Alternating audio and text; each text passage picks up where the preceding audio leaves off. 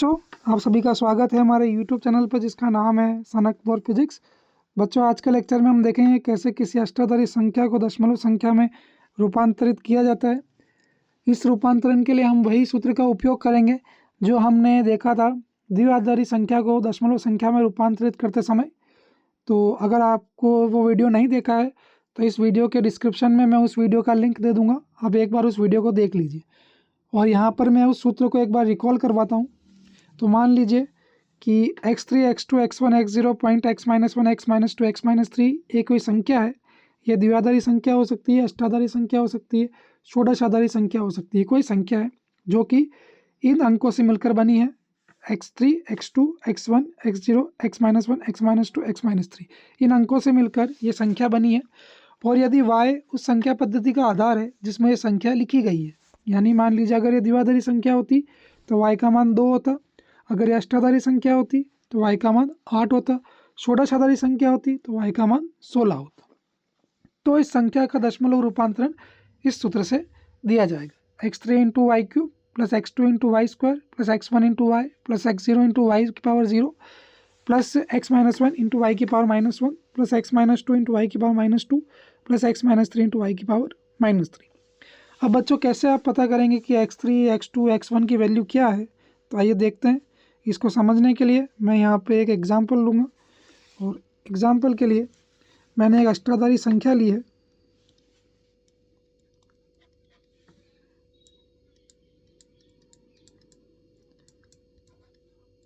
अष्टाधारी संख्या, और वो अष्टाधारी संख्या है 526.23।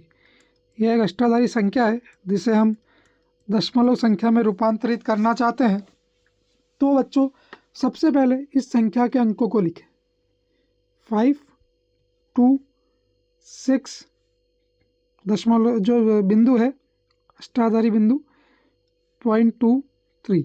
अब बच्चों, आप देख रहे हैं जो संख्या हमने जनरल संख्या ली थी उसमें इस बिंदु के जस्ट पहले जो अंक है वो है x0 बिंदु के बाई ओर, और जो बिंदु के बाद में जो अंक है वो है x-1। ठीक है, तो इसी का ही मैं उपयोग करूँगा।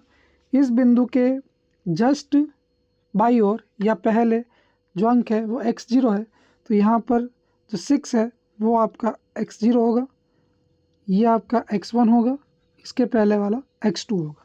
और बिंदु के जस्ट दाई ओर यानी जस्ट बाद में जो अंक है वो x-1 होगा और ये x-2 होगा। अब बच्चों, आपको पता करना है y का मान कि y क्या है।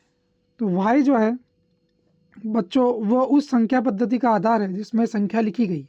ये संख्या लिखी गई है अष्टाधारी संख्या पद्धति में, इसलिए जो y होगा, y का मान होगा यहाँ पर 8, क्योंकि जो संख्या लिखी गई है वो अष्टाधारी संख्या पद्धति में लिखी गई है और अष्टाधारी संख्या पद्धति का आधार 8 होता है। अब बच्चों, आपके पास x2, x1, x0 और y सब आ चुके हैं, तो आप उस सूत्र का उपयोग कर सकते हैं। तो सूत्र शुरू कहाँ से होगा? x2 से। याद रखिएगा, x3 से मैंने यहाँ बताया है, लेकिन जो संख्या आपके पास है उसमें x3 का मान 0 है, तो आपका सूत्र शुरू होगा x2। तो x2 इंटू वाई की स्क्वायर, जो संख्या यहाँ पर है वही संख्या y की घात में जाएगी, प्लस x1 इंटू वाई की घात 1 प्लस x0 इंटू वाई का power 0 plus x-1 into y की power -1 plus x-2 into y की पावर -2। अब केवल आप मान रख लीजिए और आपके पास आंसर आ जाएगा। तो देखिए, x2 का मान कितना है? 5। तो 5 इंटू वाई की घात 2, थोड़ा सा नीचे लिखते हैं ताकि थोड़ी जगह मिलेगी। तो यहाँ लिखेंगे 5 इंटू वाई का मान कितना है? 8।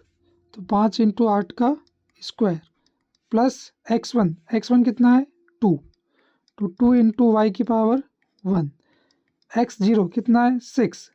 तो 6 इंटू वाई जो कि 8 है, 8 की पावर 0 प्लस x-1 जो कि है 2 इंटू 8 की घात -1 x-2 3 × 8 की घात -2।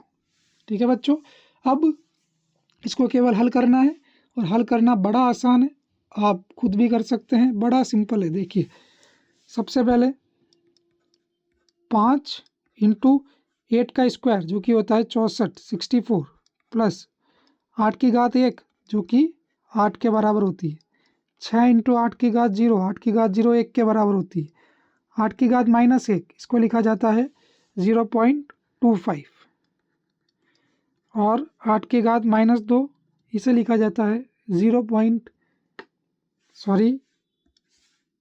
यहाँ पे 0.125 आएगा। 8 की घात -1 उसे लिखा जाता है 0.125।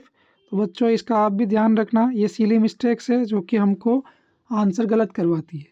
अब 3 × 8 की घात -2, 8 की घात -2 का मान आता है 0.0156। ठीक है बच्चों, अब आपको केवल इनको गुणा करना है। तो 5 × 64, 5 × 64 जो कि आता है 320 प्लस 2 × 8 16, 6 × 1 1, 2 × 0.125 या 0.125 इसका मान आता है 0.25 और 3 × 0.0156 इसका मान आता है 0.0468। इन सबको जोड़ दीजिए, तो जोड़ने के बाद जो संख्या प्राप्त होगी वो होगी 342.2968। बच्चों ये जोड़ने के बाद जो संख्या आपको मिली है यही आपका अष्टाधारी संख्या का दशमलव रूपांतरण है, अर्थात 526.23 को दशमलव में लिखा जाता है 342.296। मैं आशा करता हूँ आपको ये समझ में आ गया होगा। टिपिकल नहीं है, केवल आपको ये पता होना चाहिए कि x2, x1, x0, x-1, x-2 और y का मान क्या है, खाली आपको इसमें मान रखना है। इसको नोट कर लीजिए, यहाँ से शुरू हुआ था, ये हमने यहाँ पर अंक लिखे हैं, अष्टाधारी संख्या के अंक, ये जो हैं ये आपके संख्या के अंक हैं। ठीक है, इसके बाद में इसको नोट कीजिएगा, पॉज करके नोट कर लीजिए। अब हम मिलेंगे अगले लेक्चर में।